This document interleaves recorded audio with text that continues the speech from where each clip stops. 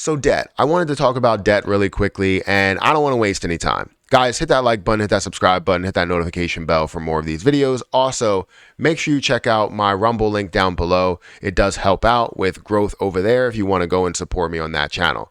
But 7 methods to paying off debt. Credit card debt is tough. It's tough to manage, tough to deal with, and I've been there. And I'm sure you just want answers. How can you find a way to pay this off?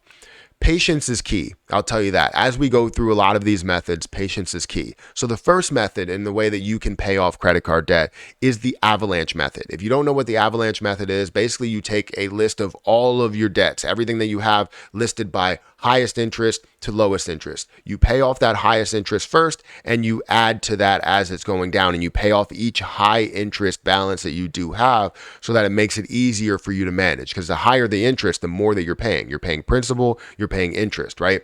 A lot of times if you look at your mortgage, and if you actually break down your mortgage, it may not be high interest, but with the amount that you have, you're paying a crazy amount in interest over that time period. You know, it may be to a point where your payment is $1,000 and you're paying $700 in interest and $300 in principal, and you didn't even know that. So the point is that wherever your highest interest is, you find a way to pay that off as time goes down. That's the Avalanche Method. It's actually a really, really popular method. I've used it before. I've told people to use it before, and they've used it. It's worked for a lot of people. I like to use it whenever I'm referring to my mortgage or my student loans. Some are good, some are bad debt and all that stuff, but Avalanche Method definitely works. The next method would be the Snowball Method. Snowball Method is basically like you have a snowball and it continues to go downhill, gathering snow as time goes on. Now, what's the gathering snow in this situation? Basically, you list your payments, you list your debts by smallest to largest. And then you're going to pay off those smallest amounts and it's going to snowball. So what you're going to do is, let's say you have a $100 payment here. You have a $200 payment here. You have a $300, $400, $500 payment here, whatever, right? Now you take the $100 payment and let's say you add as much as you can to that position, right? You pay off as much as you possibly can to that. And whenever you get to the point where you pay that completely off, you don't say, oh, you know what, that's taken off the table. No, you add to that. So if you have $100 here that comes off the table, you just add that $100 or $200 to the next thing that's there. So instead of this payment being $200, it's now maybe $300 or $400. So you're paying off that faster. And then you do the same thing. So you're basically keeping the same bills for a longer period of time, not saying that you have less bills to pay. You have the same bills to pay, but it's just going to other debts. Does that make sense?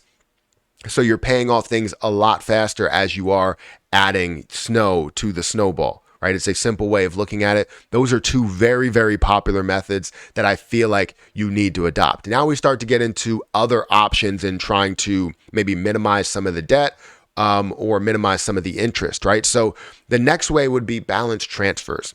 Balance transfer if possible. If you have horrible credit, then it's going to be very tough for you to find a balance transfer card with a $0 or 0 APR.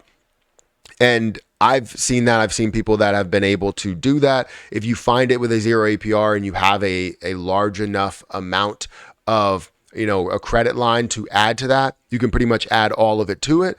And then you can easily transfer that. Now, if you're trying to stay within the same company, a lot of times it'll be difficult to transfer within the same company. They don't allow it because, why would they give up you paying extra interest for this position over here or this, credit card over here that you don't have to pay any interest for? So you have to go outside of that company to help yourself pay off that debt, which you could find a bunch of different credit cards, maybe even credit cards on the lower end that offer 0 APR.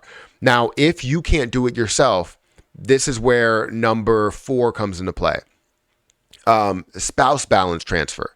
This is where you have to have a lot of trust in your spouse, right? Or the spouse has to have a lot of trust in you. If you are a person that has struggled in the past, it's going to be very difficult to trust you with paying off that balance, especially under their name, right? And if you're not putting yourself under that, which would be the case if, they know, right? They would go through credit, they would go through the history. And if you end up going on there, you might get denied. So most likely, you're probably not going to be on there as an authorized user or anything like that. It's just going to be a balance transfer and it's going to have to be an act of trust. But that's kind of another option to where if you don't have zero APR, it should be my debts are your debts, and you find a way to pay it off and you just figure it out, as time goes on. But, that's up to you guys. You can go ahead and discuss that. But I feel like that's a great method if you do have that trust in the household. The next thing that you would have to do, I think, right, is cut expenses in order to pay more towards your debts. There's a lot of people that don't want to give up what they're doing. And if you don't give up what you're doing, right, you're not going to be able to save a lot of that money. If you go through all of your bills, you budget, and you see that you're spending $1,000 on clothing every month, and you don't need to spend $1,000 on clothing every month, yeah, you probably want to take that off the table and add that to your debt because you can pay that off a lot faster. And I know there's people that just don't want to do it, but if you don't do it, you are not going to pay off your debt at a fast rate, and you're never going to be able to manage it truly if you can't find a way to cut these expenses. I know you're used to what you're used to, but you have to find a way to cut those expenses. You have to find what you're paying the most on. If you like your car, but it's $1,000 payment, get rid of the car. Like, it's $1,000 payment and you're over here paying, $30 a month on a credit card where you're going to take 9 years to pay it off. Like, that makes no sense at all. Take that car and put it somewhere else, sell it, send it back, get yourself a car to where it may be $200 a month or $300 a month, but $1,000 car payment is just not it, right? That's if you're in credit card debt or any other type of debt. So that's the fifth method. Now we have the sixth method or sixth tip, which would be switching to cash and debit. This is Dave Ramsey's favorite thing, is switching to debit, switching to cash. I understand this. And if you truly don't know how to manage credit cards the right way, I suggest that you do that as well. Switching to debit will allow you to only use your money, because there's a lot of people that will still consistently use their credit cards and not realize that they're increasing the amount of debt rather than decreasing the amount of debt. So just make sure that you're doing the best for yourself. I don't want people to completely switch out of it, but if you are in credit card debt, it's better for you to understand what you were spending and see the money come out of your bank rather than going into a credit card and pretty much consolidating for one payment, knowing that you could technically make the minimum payment if you wanted to, right? And that's always an option for people that have credit card debt. It shouldn't be an option, but it is. Now, the last tip that I do have here, which kind of should be the last option, but you should also look into it early on if you feel as though you can't pay and you can't manage all of these debts, it would be debt consolidation.